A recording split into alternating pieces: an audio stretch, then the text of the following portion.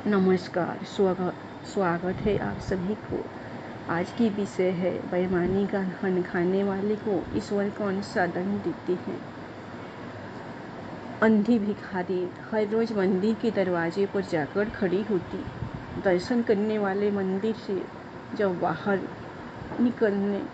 निकलते तो वह अपना हाथ फैला देती और नम्रता से कहती, बाबूजी, अंधी पर दया हो जाए। वह जानती थी कि मंदिर में आने गलत भी नहीं था।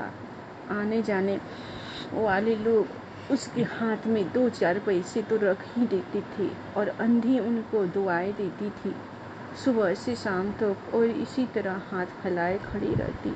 उसके बाद मन ही मन भगवान को प्रणाम करती और अपनी लाठी के सहारे अपनी झोपड़ी में चली जाती। एक दिन जब वह शाम को अपनी झोपड़ी की तरफ जा रही थी, तब झोपड़ी के करीब आते ही एक 10 साल का लड़का उसके करीब आया और उससे लिपट गया। अंधी ने बहुत प्यार से उसके माथे पर हाथ फेरा। बच्चा कौन है, किसका है, कहाँ से आया, इस बात का उसे अंदाजा नहीं था। 5 बरस हुए। आस पड़ोस वालों ने उसे अकेला देखा तो इन्हीं दिनों एक दिन शाम के समय लोगों ने उसकी गोद में एक बच्चा देखा। वह रो रहा था और अंधी उसका मुख चूम के उसे चुप कराने में लगी थी। यह घटना कोई साधारण नहीं थी, तो किसी ने भी नहीं पूछा कि यह बच्चा किसका है। उसी दिन से वह बच्चा अंधी के पास था और बहुत खुश था। उसको वह अपने से बहुत अच्छा खिलाती और पहनाती थी। अंधी ने अपनी झोपड़ी में एक हांडी गाड़ रखी थी। शाम के समय जो भी वह मांग कर लाती, उस हांडी में वह डाल देती और उसे किसी वस्तु से ढक देती। ऐसा इसलिए ताकि कोई दूसरा व्यक्ति उसे देख ना ले। उसे खाने के लिए अन्न बहुत मिल जाता था, तो उसी से अपना काम चलाती थी। पहले बच्चे को पेट भर खिलाती, फिर वह खुद खाती। रात को बच्चे को अपने सीने से लगाकर वहीं सोती रहती।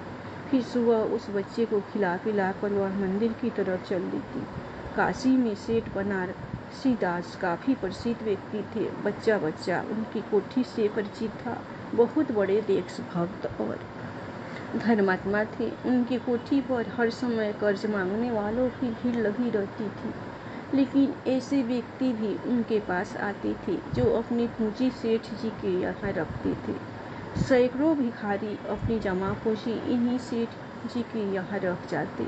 अंधी को भी यह बात पता थी, लेकिन पता नहीं वह अंधी तक अपनी जमा पूंजी यहाँ पर क्यों नहीं रखती थी। उसके पास अब तक काफ़ी रुपए हो चुके थे। हांडी लगभग पूरी भर गई थी और उसे डर था कि कोई उससे चुरा न ले। एक दिन शाम के समय वो अपनी हांडी को अपने आंचल में छुपाकर सेठ जी के यहाँ गई। सेठ जी वही खाते के पन्ने उलट रहे थे। उन्होंने पूछा, क्या है बुढ़िया? अंधी ने अपनी हांडी उनके आगे खिसका दी और डरते डरते बोली, सेठ जी, इसे अपने पास जमा कर लो। मैं अंधी अपाहिज कहाँ रखती फिरूंगी। सेठ जी ने हांडी की ओर देख कर कहा, क्या है इसमें? अंधी ने कहा, भीख मांग कर अपने बच्चे के लिए 2-4 पैसे जमा किए हैं। अपने पास रखने से डरती हूँ कि पियाई ने अपनी कोठी में रख ले। सेठ जी ने अपने मुनीम की ओर संकेत करते हुए कहा।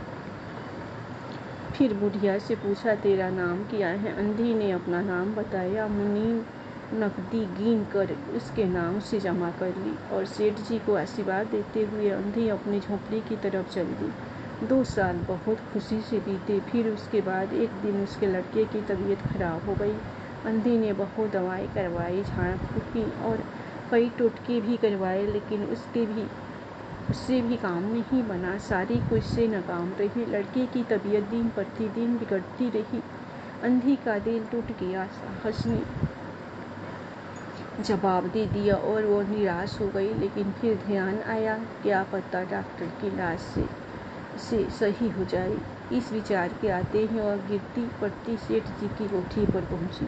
सेठ जी उपस्थित थे। उसने कहा, सेठ जी, मेरी पूंजी में से 5 रुपये मिल जाए तो बड़ी कृपया हो।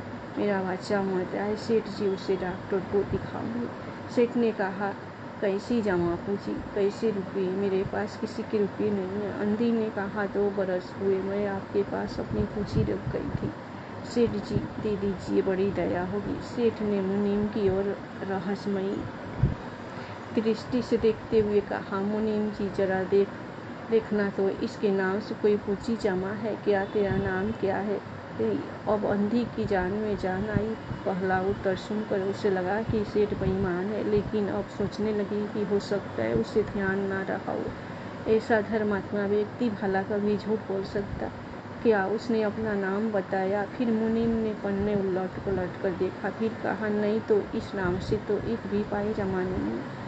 अंधी को तो जैसे जोर का झटका लगा, वह वहीं जम कर बैठ गई और रो रो कर कहने लगी, सेठ जी, परमात्मा के नाम पर, धन के नाम पर कुछ दे दीजिए। सेठ जी, मेरा बच्चा जी जाएगा, मैं जीवन भर आपके गुण गाऊंगी। सेठ जी, लेकिन सेठ ने क्रोध में आकर कहा, जाती है या नौकर को बुलाऊं? अंधी लाठी देकर खड़ी हुई और सेठ से बोली, अच्छा भगवान तुम्हें बहुत दे, और अपनी झोपड़ी की ओर चल गई।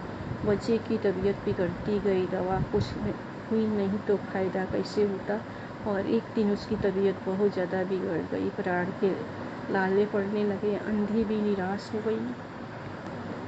उसे सेठ जी पर रह रह कर गुस्सा आने लगा और सोचने लगी कि इतना धनी व्यक्ति है, 4 रुपये दे देता तो वो क्या चला जाता।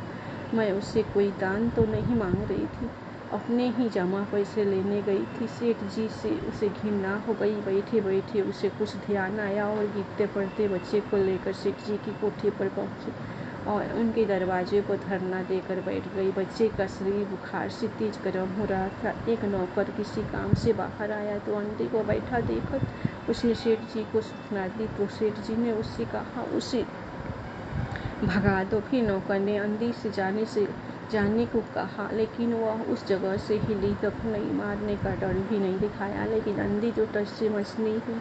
फिर उसने सेठ से अंदर जाकर कहा, वह नहीं टलती। फिर सेठ जी स्वयं बाहर आए और उसे देखते ही पहचान गए। उन्होंने जब उस बच्चे को देखा तो वह बहुत आश्चर्यचकित रह गई, क्योंकि उस बच्चे की शक्ल सूरत उनके बेटे मोहन से बहुत मिलती है।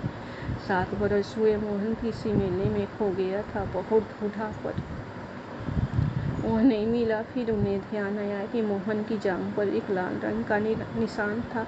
अंधी की गोद में बैठे बच्चे की जांघ देखी तो वह निशान अवश्य था, लेकिन पहले से कुछ बड़ा था। उन्हें यकीन हो गया कि वह बच्चा उन्हीं का है। तुरंत उन्होंने उस बच्चे को छीनकर अपने कलेजे से लगा दिया। उसका शरीर बुखार से तप रहा था। नौकर को डॉक्टर लाने के लिए भेजा और स्वयं मकान के अंदर चले गए। अंधी बाहर खड़ी रही और चिल्लाने लगी, मेरे बच्चे को मत ले जाओ, मेरे बच्चे को मत ले जाओ, मेरे पैसे तो हजम कर गए, अब क्या मेरा बच्चा भी छीन लोगे मुझसे? सेठ जी बहुत चिंतित हो गए और बोले, अंधी, यह बच्चा मेरा है। यही एक बच्चा है जो 7 साल पहले कहीं खो गया था और मिला है, तो अब इसे कहीं नहीं जाने दूंगा। लाख प्रयत्न करके इसकी जान बचा लूंगा। अंधी जोर से हंसने लगी, तुम्हारा बच्चा लाख प्रयत्न करके भी उसे बचाओगे? मेरा बच्चा होता तो उसे मर जाने देते, क्यों? यह भी कोई न्याय है? इतने दिनों तो खून पसीना एक करके उसे पाला, अब उसको अपने हाथों से नहीं जाने दूंगी। सेठ जी की अजीब दशा थी, उन्हें कुछ समझ नहीं आ रहा था। कुछ देर वहीं खड़े रहे, फिर वह मकान के अंदर चले गए। अंधी भी अपनी झोपड़ी की तरफ चले गई। दूसरे दिन पता नहीं क्या भगवान की कृपा हुई या डॉक्टर की दवा का असर हो गया, मोहन का बुखार एकदम उतर गया था। जब उसने आँख खोली तो सबसे पहले उसकी जुबान से शब्द निकला था, माँ। चारों तरफ आसपास देखकर वह उसे अपनी माँ नहीं दिखी, तो उसने अपनी आँखें फिर बंद कर ली और उसका बुखार अचानक बढ़ने लगा और बस एक ही रट लगाया था, माँ माँ। डॉक्टर ने भी जवाब दे दिया। सेठ जी के हाथ पांव फूल गए, उन्हें चारों तरफ अंधेरा दिखाई देने लगा। क्या करूं? एक ही बच्चा है, इतने दिनों बाद मिला, अब उसे मौत अपने मुंह से दबा रही है।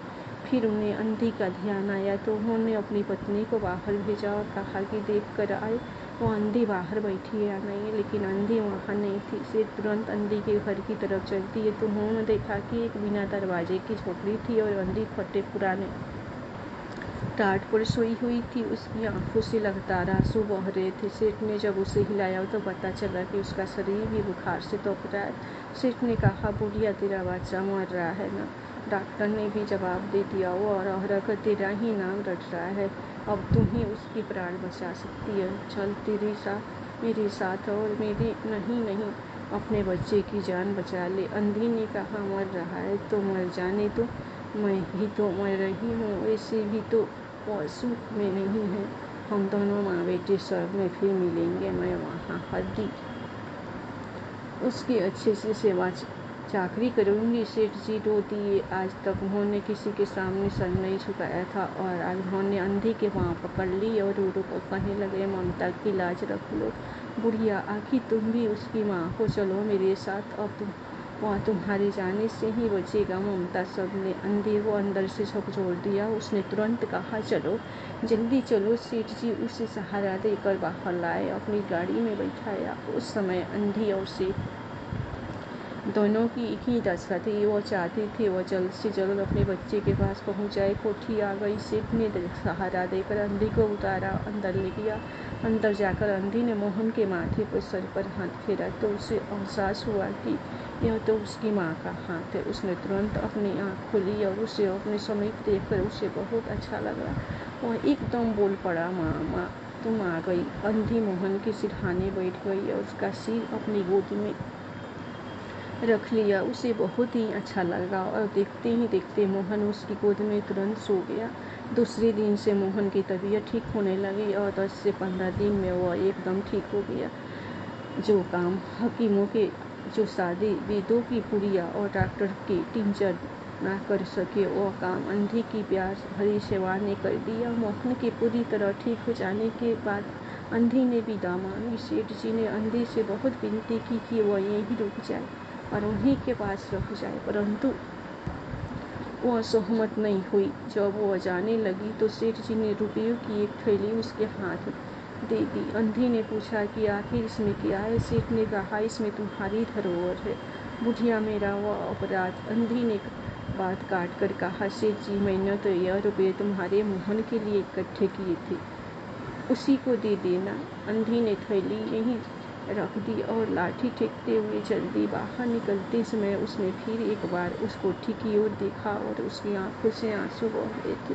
उस वक्त वह भिखारी होते हुए भी उस सेठ से महान थी। उस समय सेठ याचक था और वह दाता थी। दोस्तों, कैसी लगी आपको यह कहानी? पसंद आई होगी तो वीडियो को एक लाइक करें और हमारे चैनल धार्मिक ज्ञान को सब्सक्राइब जरूर करें। प्रेम से बोलिए जय श्री राम।